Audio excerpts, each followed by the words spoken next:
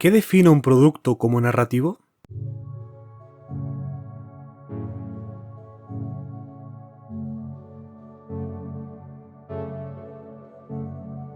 El tema de cómo se manifiesta la narración en los videojuegos es, sin lugar a duda, uno de los más interesantes en el medio. Y es que, a pesar de que tú y yo podemos dar cientos de ejemplos de videojuegos que narrativamente son excelentes, lo cierto es que la narrativa per se es un aspecto secundario del videojuego como tal. Investigando respecto al tema me encontré con una sorpresa un tanto triste.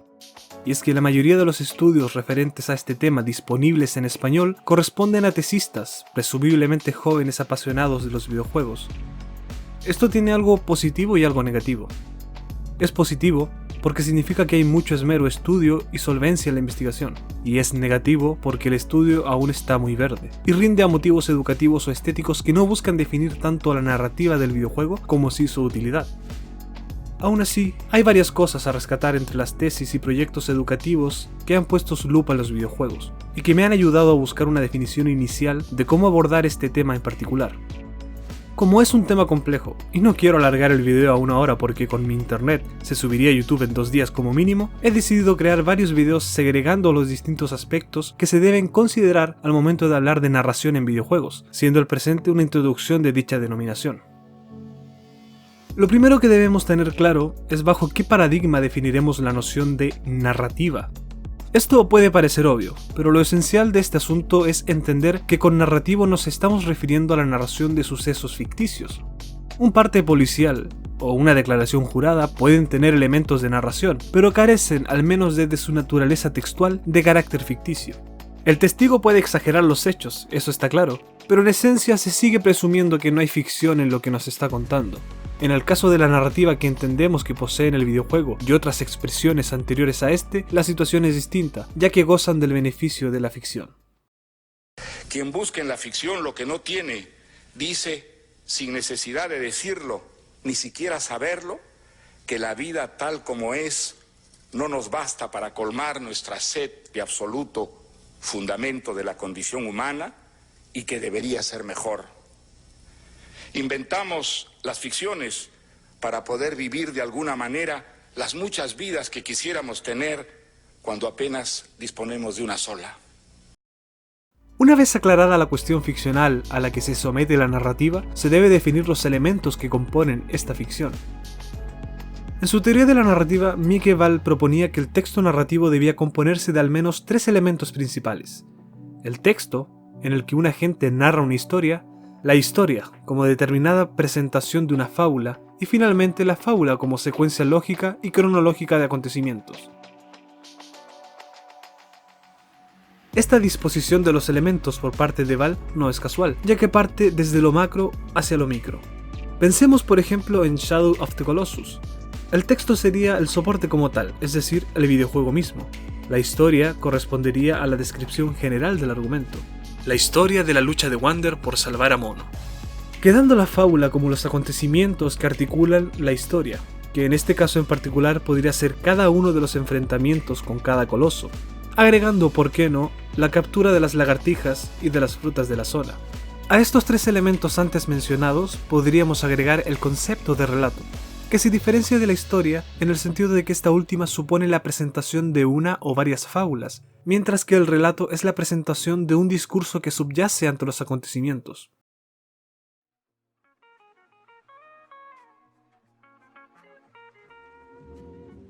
Para dar una definición un tanto apresurada del relato, podríamos usar como ejemplo la propia obra de Fumito Ueda. En el caso específico de Shadow of the Colossus, la lucha perdida del ser humano por superar los vestigios divinos, siendo el principal de estos vestigios la resurrección de un ser mortal. Ese sería básicamente su relato. A esta altura podemos decir que si hablamos de narrativa en videojuegos, hay que tener 4 factores primordiales que determinarán a los demás, a saber, el texto, el videojuego en sí, la historia, el aspecto más importante de sus distintas fábulas, la fábula como las acciones que determinan nuestra experiencia de juego, y el relato como el aspecto intocable y de plena autoría del autor. Es necesario recalcar este último aspecto, del relato como aspecto intachable. Podemos alterar las distintas fábulas que componen la historia de un videojuego, pero no podemos alterar su relato, por cuanto es un discurso predeterminado por la sola concreción de la historia, con independencia de nuestras acciones como jugador. Bajo este paradigma podemos empezar a desglosar los distintos elementos que componen la distinción narrativa del videojuego.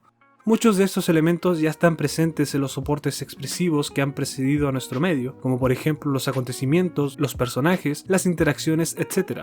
Pero para este primer video he decidido empezar por la que es, sin duda, la más problemática de todas, la diégesis. Nuevamente, al igual que ocurre con la narrativa, es imperativo saber a qué nos referimos con diégesis en los videojuegos. Para ello, he decidido recurrir a la siguiente definición. La diégesis es la historia comprendida como pseudomundo, como universo ficticio cuyos elementos se ordenan para formar una globalidad.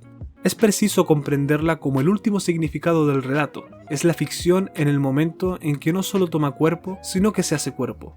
Su acepción es más amplia que la de historia, a la que acaba por englobar. Es todo lo que la historia evoca o provoca en el espectador.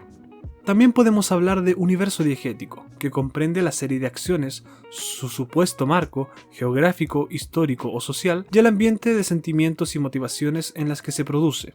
La diégesis de Río Rojo de Howard Hawks de 1948 abarca su historia, la conducción de una manda de vacas hasta una estación de ferrocarril y la rivalidad entre un padre y su hijo adoptivo y el universo ficticio que la sostiene, la conquista del oeste, el placer de los grandes espacios, el código moral supuesto de los personajes y su estilo de vida. La amplitud y dimensión que la diégesis supone ha sido una problemática no solo para los videojuegos, sino para el medio que se halla más cercano a ellos, el cine, siendo la música la principal piedra en el camino de cara a una experiencia diegética en el medio. Y es que hablar de diégesis es referirse a todo lo que se percibe en una historia, y el videojuego es particularmente complejo en ese sentido. Al momento de diseñar un videojuego es importante tener un conocimiento referente a la creación de reglas que definan el tipo de juego que se quiere crear. Esto implica que la historia y todo lo que ésta conlleva, personajes, acciones, reflexiones, relato, etc., se vea sujeta en primer lugar a las mecánicas que definen el tipo de videojuego que se está desarrollando. Es por ello por lo que, al momento de diseñar un videojuego, y al igual que en el cine, la producción de este se divide en distintos autores que se encargan de los distintos aspectos. El desarrollador es aquel que propone el concepto, es decir, la mecánica, y se encarga de dirigir el proceso de creación del videojuego en su globalidad. Al momento de desarrollar un videojuego, en la mayoría de los casos será la mecánica de juego la primera en ser definida antes que el guión o la propia historia. Esto supone que el videojuego per se no necesita de una historia que contar, ya que lo primordial es crear sistemas de juego con reglas específicas que construyan un reto que debe ser superado. Esto conlleva a su vez establecer una separación entre los videojuegos de carácter narrativo y los de carácter netamente lúdico, siendo este último término el carácter seminal del videojuego. Todo videojuego es lúdico y la integración de un relato debe ser siempre circunstancial a este aspecto. Debido a lo expuesto anteriormente es que resulta complejo definir la diégesis sobre la cual se sustenta el relato en el videojuego, por cuanto que su carácter lúdico obliga a integrar una manera de explicar las reglas y mecánicas de juego que permiten avanzar en la historia.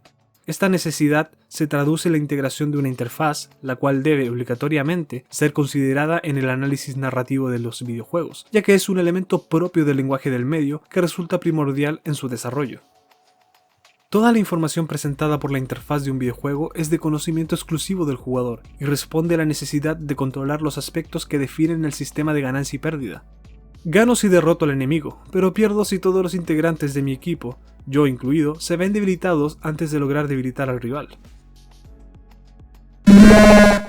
No! God, please, no! No! No! No! Para poder mantener en batalla a mis aliados es primordial conocer la información referente a su estado, de ahí la necesidad de una medición numérica que dé cuenta de sus puntos de salud y de otras variables de datos, nivel de magia, de estamina, poder, etc.